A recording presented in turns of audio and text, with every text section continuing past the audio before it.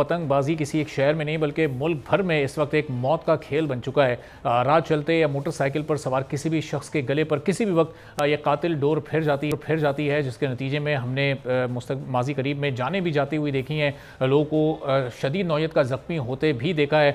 शहर कराची में भी कुछ वाक़यात ऐसे तवातुर के साथ हुए जिसमें लोग बड़ी तादाद में ज़ख्मी हुए। और कुछ अर्से पहले, कुछ दिन पहले एक वीडियो भी, वो कराची की नहीं थी, ग़ालिबन वो फैसलाबाद की वीडियो थी जो कि वायरल हुई थी, जिसमें एक मोटरसाइकिल सवार के गले पर ये डोर फिरती है और उसके बाद फिर वो चंद ही सेकंड्स में हमें खून में लथपथ दिखाई देता है।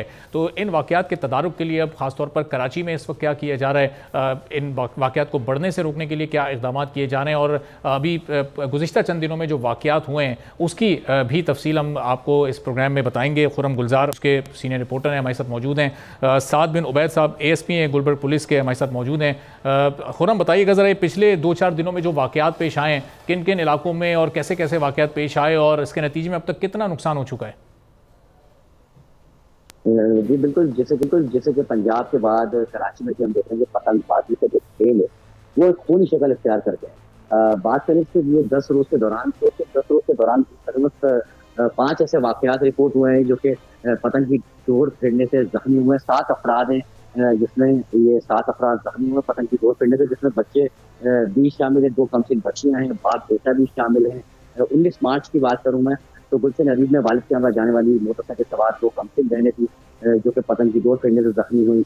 उसके बाद कोकरा पार में 25 मार्च को मोटरसाइकिल सवार एक अधेड़ उम्र का शख्स था जो कि पतंग की डोर फिरने से जख्मी हुआ है। अजीजाबाद गुलशन शमीन की बात करें तो 22 मार्च को 2 साला मूसा है जो कि अपने वालिद काशान के साथ मोटरसाइकिल पे था, बच्चे के गले पर डोर फिरी और वालिद ने जब उस डोर को हटाने की कोशिश की तो वो वालिद का भी उसमें हाथ जख्मी हुआ। ये बच्चा जो है वो इंतहाई निगहदाश्त स्पॉट के निजी अस्पताल में जेर इलाज है। 25 मार्च की बात करें तो कश्मीर रोड पर ही मोटरसाइकिल सवार एक शाहिद नामी नौजवान है जो कि पतंग की डोर का शिकार हुआ है। इसी तरह 27 मार्च को अजीजाबाद का इलाका है, मोहम्मदी कॉलोनी है, यहाँ का एक रिहायशी अवैस है जो कि गले में पतंग की डोर फिरने से जख्मी हुआ है, जिसका बताया जा रहा है कि तकरीबन 10 के करीब जो है वो टाँके हैं। तो इस तरह 7 अफराद जो है वो इस पतंग की डोर फिरने से जो है वो जख्मी होकर अस्पतालों में जेर इलाज। ठीक है, तो साथ साहब ये देखें हर दूसरे दिन ये वाकया पेश आ रहा है और उसके नतीजे में जिन लोगों का कोई कसूर नहीं है, कोई ताल्लुक भी नहीं है, वो इसमें ज़ख्मी हो रहे हैं और हॉस्पिटल्स में उनको टाँके लग रहे हैं, संगीन नौयत के उनको ज़ख्म आ रहे हैं। तो ये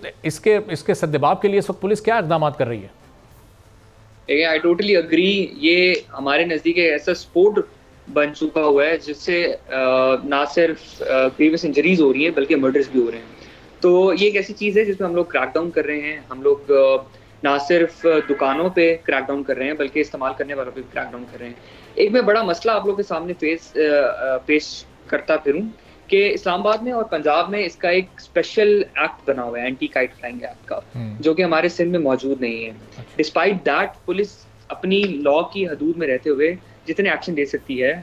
सामान अभी हमने कल 3 पुलिस स्टेशन से सामान मैंने पकड़वाया है वहाँ से, जहाँ पे ये डिफरेंट तरीके की पतंगे वगैरह बना रहे थे, और 2 लड़कों को बुलाया है जहाँ पे ये पतंगे उड़ा रहे थे।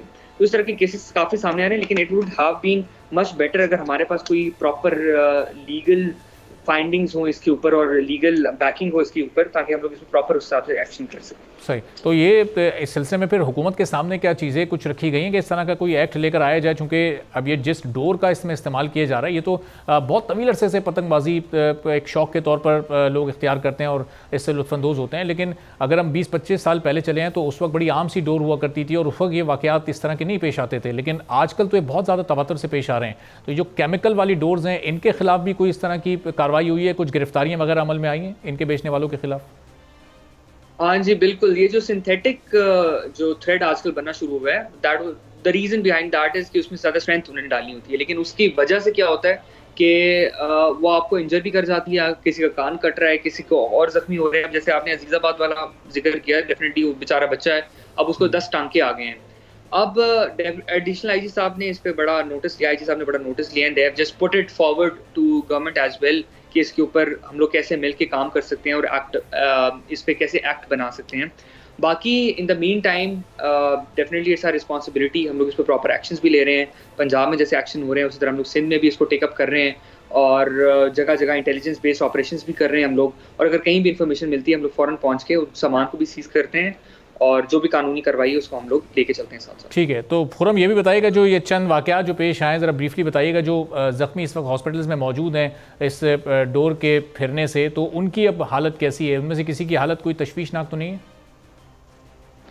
जी बिल्कुल, इसमें अजीज़ाबाद जो 2 साल बच्चे हैं उसकी कंडीशन जो है वो सीरियस बताई जाती है। इंतहाई निगहदाश्त के वार्ड में दाखिल है निजी अस्पताल के अंदर। जो खोपरा पार में एक अधेड़ उम्र से जो शख्स जख्मी हुए हैं वो भी इंतहाई सीरियस कंडीशन में है, जबकि अजीज़ाबाद का मोहम्मदी कॉलोनी का जो रहायशी अवैस है वो उसको इलाज ट्रीटमेंट के बाद जो है अस्पताल से फारिग किया गया है। गले में या दो चढ़ने से 10 के करीब टाँके हैं। तो और बाकी जो 2 बच्चियाँ जिनको जो कि गुलशन अजीज की थी, जिसमें वालिद की उम्र जा रही थी, उनकी कंडीशन बेहतर है। सब्सक्राइब करें और बेल दबाएं ताकि कोई खबर रह न जाए।